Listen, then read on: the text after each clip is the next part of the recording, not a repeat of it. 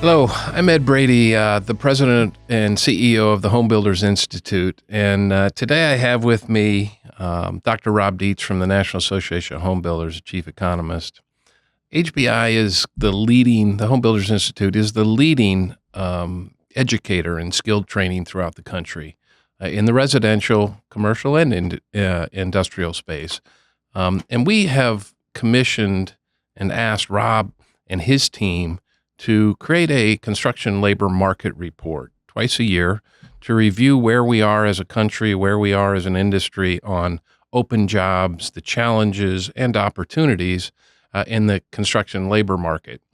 And so Dr. Dietz and his team have done this for 2 or 3 years now, maybe 3 or 4 years, and twice a year gives a report as to the strength and challenges. And today, I've asked Dr. Dietz to give us kind of a high-level summary of what the most current report in May presents to the country and to the challenges that we face. And so I'm going to ask Dr. Dietz to kind of review that, and then we're going to get into some questions and answers and a little bit of dialogue on opportunities and challenges we still face as an industry. And recruiting people into the industry. And so, Dr. Dietz, it's great to have you. I much appreciate the time and effort you've put into what is a critical issue to NAHB's members and the industry throughout the country. And so thank you for that effort and continuing support that we provide and support each other in the challenges we face. So Dr. Dietz, thanks for being here. Yeah, it's great to be here. It's good to see you in person. I feel like we run into each other in airports, sometimes more often here in DC. And as you said, it really is a team effort. NHB working with HBI. We've got a series of economists. The NHB Economics Group has 12 economists. I should particularly point out that Natalia Savinskaya and Na Zhao are economists that work on the numbers I'm going to talk about today. Yeah. But yeah, I think when we think about the overall construction labor market, we know the housing market has been cooling since 2022, 2023. But the residential construction labor market is still growing. Year-over-year gains for construction are solid. We've seen about 75,000 net residential construction jobs added over the last 12 months. That's a net number, so that means it's the increase in the total labor market and reflects that underlying unmet demand for labor that's necessary to continue to build houses and do non-residential construction as we move out of the post-COVID period. In terms of the total labor force, there's a couple of different numbers, and we can kind of maybe talk about how some of those competing numbers work. But when we look at payroll employment, construction payroll employment right now is about 8.2 million. That's both residential and non-residential. Residential construction payroll employment is about 3.4 million of that total. Now, here's the challenge. The challenge that HBI is working on, the challenge that is absolutely critical for builders and remodelers and apartment developers. How many workers do we need to add each year? And that was a number that we worked with you. A scary number. A scary number, yeah. It's a lot. It really kind of illustrates how big the challenge is. But we've estimated that about 720,000 workers a year on a gross basis have to be hired into the industry to keep the industry moving along. And a lot of those workers are basically to replace retiring workers. Yeah, so I'm sorry to interrupt, but what does that mean? Gross number, 720,000. HBI touched about 20,000 last year. And so that's a scary number when we look at the overall market need. So can you explain a little bit more on what gross number means? Yeah, so 720,000 is the target. It doesn't mean that's the gain that we need to see in total industry employment, which would be the net number. But it does represent, if we talk all the construction firms, residential and non-residential, how many hires do they need to make in a given year to keep the labor force where it needs to be? And it's about 720,000. Huge number, though. So those that are retiring, they need to fill. That's right. And new jobs, as you said, created a net number of 75,000. Right. So people that are leaving the industry, providing vacancies, plus new need. New jobs that are created. Okay. Yeah. So we talk about, the number of open jobs in the construction industry, 300,000 to 400,000. Those are empty, unfilled jobs. That 700,000 number is something we call occupational openings. And it basically means trying to replace workers who are leaving plus those needed for additional industry growth. Okay. And then speaking about open jobs, this has been an issue that we've been watching over the last couple of months. When we estimated the number of unfilled jobs in the construction sector in March using the Bureau of Labor Statistics data that we evaluate, and we had been used to a period of time for about a year where the number of open jobs was about 400,000. So that meant there were 400,000 help wanted signs out there, and they simply couldn't be filled. Again, illustrating the degree of the challenge. Then in March, we saw an unusual report where that number dropped to about 270,000. I know we traded emails when that number came out. I traded emails with my counterpart at the Associated General Contractors. And we all kind of generally thought, the industry's slowing a little bit, particularly multifamily. But we thought with the April data, that number would be revised up. Well, just a few hours ago, we got the April data, and it indeed was revised up. So the current count of open, unfilled jobs in the construction industry is about 340,000. Okay. So it's a little bit lower than that 400,000 that we were kind of used to, but that's consistent with the slowing of the economy we saw here at the start of the year. It's due to those higher interest rates. And it still illustrates that need for additional recruitment and training. And during conversations you and I've had, of that 340, 400,000, 300 to 400,000, what percentage, give or take, of that is skilled trades versus what office jobs? Yeah, that's one of the challenges. Sometimes these numbers, we can't break out residential versus non-residential. And knowing of those 300 to 400,000, how many of those are trades is critical. We can't break that number out from the BLS data, but I've sort of Frankenstein monster approach, used a couple of different data sets. We think probably about 3 out of 4. Okay. So about 75% of that total. So several hundred thousand. Yeah. If there's 400,000 open jobs, 300,000 of them are carpenters, electricians, plumbers. Right. Okay. Right. Okay. That's helpful. And it's seasonal, right? It's cyclical, our industry.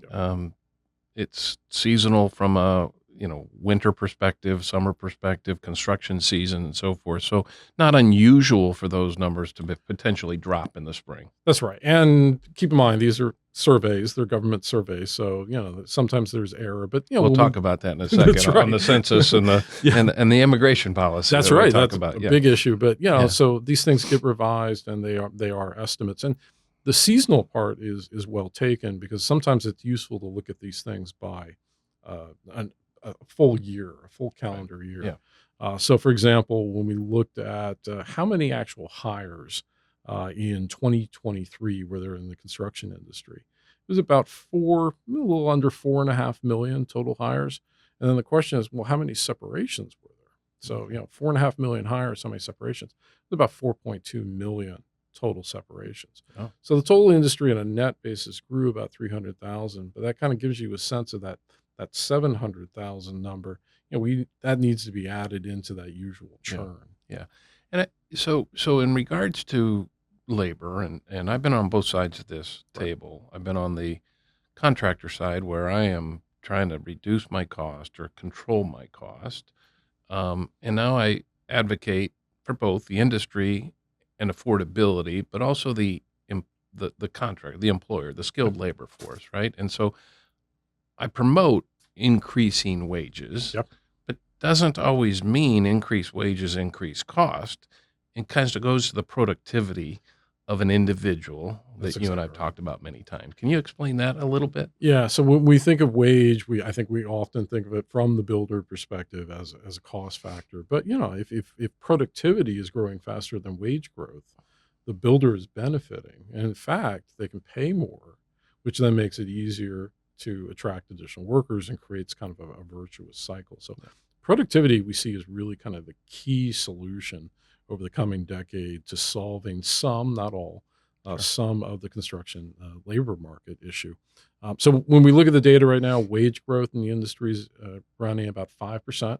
That is higher than overall wages for the overall economy, which is about 3.9. Okay. And this has been a kind of a talking point for a while, that construction Wages are above median wages for the overall economy, and they're growing faster. Yeah. Which gets back to the job openings and the shortages that we talked about. But Yeah. I think you're exactly right, which is that productivity growth, and we can talk about kind of some of the issues and what's being studied a little bit later. But productivity growth is the closest you can get to a free lunch Yeah. when it comes to labor markets, and that's why it's not just important to increase the industry's headcount.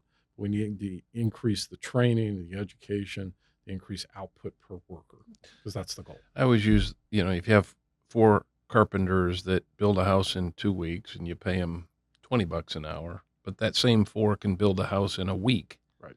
You reduce your overall cost by paying them more. That's right. And it goes into cycle times, it goes into our supply, it goes into the all kinds of different values of the skilled labor force that I know we'll get into. And but the 5%, I guess, is meaningful. That one of our challenges is recruiting into the workforce, and that has been a challenge. But as we see, and we do these numbers all day long, about an electrician in 2 to 3 years out of high school could be making $70,000-$80,000 a year. Absolutely. When, not to degrade or take away from higher education, but many college graduates aren't making that, and they're coming with college debt. And so the recruitment has been a challenge, and seeing that increase is helpful. It is, and in fact, I'm married to a college professor, so I got to be a little careful. But you academics, yeah. That's right.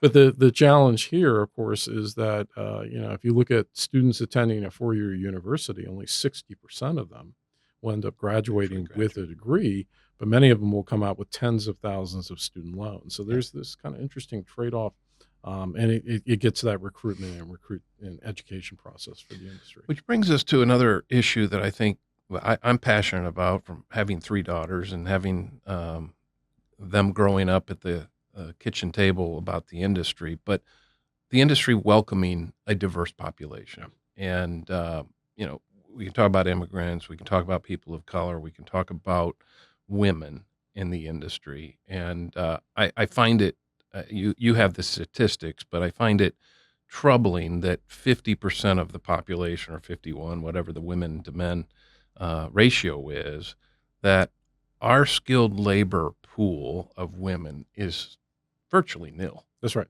And if you look at the macro data, the labor force participation rate, which basically means the share of a given population that's in the labor force, that participation rate for men has been going down. Participation rate for women has been going up. Mm. So diversity is part of that recruitment process. I would also argue diversity is part of the productivity process. You bring additional individuals and cultures and ways of tackling a job into an industry, and you get gains from it. But when we looked at the data, and this is part of the report, what we find is that in 2023, about 11% of the construction industry was made up of women. That was a notable increase from about 9% in 2017. So we've gone up 2 percentage points. That's actually pretty good, even though those numbers continue to remain low. But then the challenge, I know you and I have talked about, is when you zero in terms of the actual trades within the industry, women make up 2, 3, maybe 4%, depending on which data source you look at. And that's just not going to do it in the long run. And that's historical, right? And the industry seems to have to get beyond the traditional stereotypical skilled trades. Technology has helped, lighter equipment. I mean, the idea that women cannot do this job no longer exists in many cases, and yet we haven't nurtured and recruited from that pool. I know we have professional women in building, and there are many women in construction associations and efforts, but continue to lag at the 2 or 3% of the workforce in skilled trades as women. So, the message is that this industry is open door to women, and we should, as well as people of color and immigration. So, we train at HBI a very diverse population. We go into the justice system, we go into high schools, we go into transitioning military, and we're training in so many different venues, and our demographic is a diverse demographic, and the not only the hope, but the desire to have this career path that would not be open is just, it's rewarding to, I know, our staff and our instructors, but it's really a necessity to survival of the industry. And so, Absolutely. I want to maybe highlight the diversity issue as some haven't in the past, and the opportunity. Well, yeah, and so a good example of that is immigrants within the industry. So one of the things the report finds is that we've got a new historic high on the immigrant share. Now it's probably smaller than a lot of people in the industry would think it is. It's about 25% Yeah. of the workforce is non-native born. So but if you think about diversity and immigration, obviously the Hispanic population is a big part of that. What we found was that Hispanics in the industry rose from 2.5 million just a few years ago to 3.7 million individuals in the construction industry of Hispanic heritage. Oh. So, immigration is absolutely critical. And you kind of to it earlier. This kind of gets to one of the big numbers that's being debated in Washington among economists this year, which is how many people actually immigrated to the United States in 2023. Yeah. We don't know. Yeah, which goes to the whole legal immigration issue, That's right? I mean, look, it's historically been a big part of our workforce, but if the numbers you're talking about, 1 to 3 million, and that differential about who crossed the border, whether they're legal or they're not, they're in the workforce in some cases, and they're needing housing That's right. in other cases. And so it puts that number, wherever it lies, is probably over 1 million and maybe under 3, but whatever it lies, it's going to create challenges in housing. That's right. And supply, right? And it's a reminder of the demand side and the supply side when you think about the labor market. And this is why in our surveys of builders, when we ask them, what's your top challenge in 2024? The number one issue is the availability and cost of skilled labor. So as you indicated, the Congressional Budget Office indicates that maybe 3 million individuals immigrated into the United States last year. The Census Bureau had an earlier estimate. It was about 1 million. I tend to think the 3 million number was a little more accurate. It solved some of the macro challenges in terms of why consumer spending was greater this year than we expect. Well, there were simply more people here. But it's also a reminder that when we think about a quarter of the industry being non-native born, that's going to continue. And in fact, we did a survey a few years ago, and what we found was it was a real challenge to bring people who were native born here in the United States that attended U.S. high schools into the construction labor force. And I think that actually is the greater challenge for the industry. Which we work on every day. And, the work we do in the secondary schools, we have a philosophy without the resources necessary, but to get this into 5th and 6th and 7th and 8th graders' hands, because if they don't know about it, going into high school, it's more challenging to get them interested in that short period of time. And the fact that high schoolers are making decisions not to go to college or higher ed, and they're looking for a career path in high school is relatively important to recruiting this next generation. And before I kind of leave the demographics of the amount of people, you had mentioned earlier in a conversation about they're measuring W-2 income, and there's even a larger portion, not percentage wise, but a number that are independent contractors. They're 1099. That's right. So there's many more people in the industry. Can you explain that? Yeah. So there's different data sets. Some of it's measured by tax status and work status. So if you think about W-2 employees, that's where the payroll employment numbers come from. That's where we get the number that there's roughly about 8 million people in the construction industry. That number can grow up to about 11 million if you include 1099 workers. Okay. So they represent another quarter or so of workers, and those are independent contractors. Yeah. They aren't going to show up in the monthly jobs numbers that we all focus on when you watch the business news every month. Right. We get a once a year report where we can look at how many independent contractors, but they're clearly an important part of the residential construction industry. And that is the lifeblood for small, medium-sized builders. I'm glad you talked about it. I wanted to bring it up because there's opportunity for entrepreneurs in this industry. Right. It's certainly in the residential side where you can learn a skill and practice that skill for 4 or 5 years, and then you can start your own crew. You can start your own plumbing business. Right. And those independent contractors may become companies and LLCs, but the point I guess I'm trying to make, and you have made, is that of the 8 million, there's another 3 million that are independent. That's right. And so it's a combined workforce. So the opportunity, for a second, can you talk about just the age challenge that we have? The under 25, in your report, you talk about the population under 25, the population from 25 to 55, and then the aging population that is probably aging out faster than we're bringing in. Yeah. You know better than I. This gets to that occupational opening of trying to hire 700,000 workers. The industry is both getting younger and older sort of at the same time. So the median age of construction workers in the United States is about 42 years old. That's a little bit older than the population as a whole, which is roughly about 40. So we're one of those sectors that's aging faster than other industries. But when we look at, for example, the number of workers who are under age 25, in 2015, that was about 9% of the industry. In the 2022 data, which is the most recent data we've got for this, that number has gone from 9% to 11%. So the share under age 25 is growing. It probably reflects successive efforts like HBI and our local associations trying to get people into the industry. However, due to the aging trends, we've got the upper end, that group of people who are going to retire. And what we found is that the share of construction workers who are 25 to 54, for example, decreased from 72% to 67%. So that means that you've got a larger group of people who are 55 and older. Right. And this gets back to the productivity issue as well, which is we know productivity will go up with education, with bringing people in the industry, mentoring them, getting them set for those kind of small business opportunities. But as we recruit younger people, by definition, productivity in the industry is actually going to go down before it goes up. And it sounds counterintuitive, right? But seeing some decline in productivity is going to be a reflection of that under age 25 group, which is now about, as I said before, about 11% of the industry.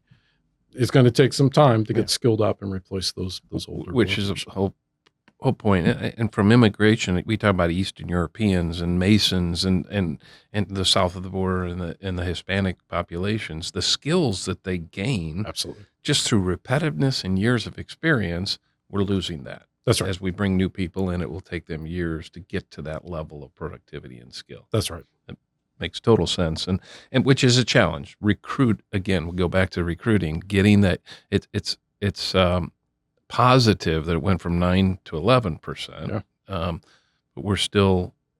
we'll take some time to fix the aging problem, because we've gone 2 or 3 decades without recruiting into the industry, pushing people into 4-year universities and so forth. That's right. That's helpful for me to understand, and to maybe a little job security that we have, that we might have at HBI, because this is a long runway in order to correct. And so you and I, HBI, NAHB, and Fannie Mae are doing a case study. Thank you for your help on that, and thank you for Fannie Mae's participation and funding of it. In collaboration with the University of Denver, we're going to come out with a report late this year, announced probably at the International Builder Show in 2025. And what we're trying to do is draw a direct nexus to the labor shortage, to the affordability issue. Right. And we get into all the issues that you'll talk about here: cycle times, cost, carry cost, interest, so forth. Can you elaborate a little bit of what we hope to come from that study, and what you anticipate we're going to find, maybe? Yeah. So the big picture, I think everybody in the industry is familiar with. We have a housing deficit. We estimate it's about 1.5 million homes, and we have a multi-decade low in terms of housing affordability. On the supply side of the sector, we know the reasons behind that. It's a shortage of lots. It's issues with lumber and building materials.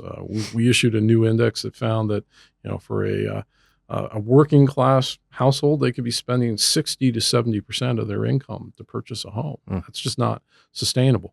But as I said earlier, in surveys that we do once a year of builders, One of the top factors, it's always in the top two. It's the number one issue right now is the cost and availability of skilled labor. So this research being underwritten with assistance from Fannie Mae and being undertaken by researchers at Denver University is going to try to link and provide some actual estimates that says, if you had more workers, how much additional housing supply could you provide? Right. Or what's the incremental cost that it adds to building that home? In a similar way that we have some other estimates that say regulatory burdens, for example, represent about a quarter of a home's sales price. It gives us that sense of cost. We want to do the same thing on the labor side. And I think it gets to one of those factors that's causing housing supply to be held back. And, with those numbers, then we can illustrate some of the policy challenges. Yeah, from a practical side, when we used to build homes in 90 days and now we're building them in 180 days, Right. just the carry costs. I'm going to ask about interest rates in a second, but outside of the labor, but it's only natural to assume that I'm paying interest on every day That's right. on a construction loan, or there's some cost involved for every day that I go beyond my traditional cycle time. And so I have to push that forward to a buyer. Yeah. So naturally, cycle time. I mean, hopefully this will prove out as part of the case study. But naturally, if you go add a 90-day period to the cycle time, it's going to add to your cost. That's right. And for the typical single-family home build time, it was 6.5 months a few years ago. Yeah. Now, for custom builders, it can be 10 to 12 months. So if the reason for that is because the builder works with 20 different subcontractors and there's more delays in the cycle, as you said, the carrying cost goes up. Yeah. That's something that particularly my team would love to get this kind of research so that we can deploy it on Capitol Hill. Well, and I think you mentioned I'd be remiss by not saying the regulatory burden in part is, again, it's a labor issue because there's many municipalities that take 2 or 3 days to do an inspection because they don't have inspectors. And the regulatory burden there delays that cost as well. So it kind of all filters into whether it's a skilled laborer or an inspector or a surveyor or whatever the case may be, the industry is suffering. Well, and the irony there is that part of that regulatory delay that's taking longer to do is because many government permitting offices and approval offices don't have the staff necessary. And a lot of those staff come from the construction industry itself. So you see the ripple effects of the shortages in the labor market. It also gets back to that productivity issue. I know we keep coming back to that. Right. It's the sort of the theme here, but academics and economists at the Federal Reserve who want to see the cost of shelter to come down to help fight inflation have begun to look at why hasn't productivity in the construction industry grown as fast as what we see in the rest of the economy. Over the last 30 years, productivity in the construction industry is up 15%. For the overall economy, it's up 50%, 50%. And so there's a lot of research that's being undertaken that's going to come out over the next couple of years. Maybe it's industry concentration. I don't think that's probably it. Some people said maybe it's a measurement issue. I think some papers have come out from the University of Chicago and Harvard say, no, it's not a measurement issue, which then leaves, to me, regulatory issues. Yeah. That the regulatory burden has resulted in the productivity not being there. But I think, again, it highlights the importance of education as part of this process. So to close kind of this segment, we hope to have many more of these, Yeah. and I very much appreciate you were explaining kind of more and more the challenge that we have and the long runway that we have. You estimated NAHB, and I think others are coming a little bit closer to your estimates of we may be 1.5 million Right. units of housing short That's today, which creates obviously the supply issue. Cost increases based on supply. And we have 300,000 to 400,000 empty jobs. Right. I get asked all the time, when can we fix this? How do we fix this? And how long will it take to fix this? And so I know you're not a Nostradamus that can say, okay, I see this in the future, but to accentuate the point of how long we're going to struggle with supply issues, which I think directly relates to labor issues. Yeah. Maybe you can elaborate a little bit on that. It took us more than a decade to get into this problem, and I think it's going to take us roughly a decade to get out. So if the housing shortfall is about 1.5 million homes, the question is, how many homes can we build a year, subject to how many lots are available, how many construction workers are available, how many homes a year can we build above the trend rate, the trend rate being population growth and homes necessary for second home demand, and replacement housing to replace homes that are destroyed. And what we think is by the 2027 period, maybe we'll be building 1.25 million single-family homes a year. That's about 100,000 homes more than is necessary for that trend rate. And that means that housing deficit of about 1.5 million homes is being reduced by about 100,000 homes a year. To get there is going to require several 100,000 additional net construction workers. Yeah. And of course, as we said earlier, 700,000 hires a year in terms of those occupational openings. So I think this is a decade-long process. I don't think we drive the housing deficit down to zero, but I think by the time we get into the mid-2030s, we're likely to have seen that housing deficit fall to several 100,000 units.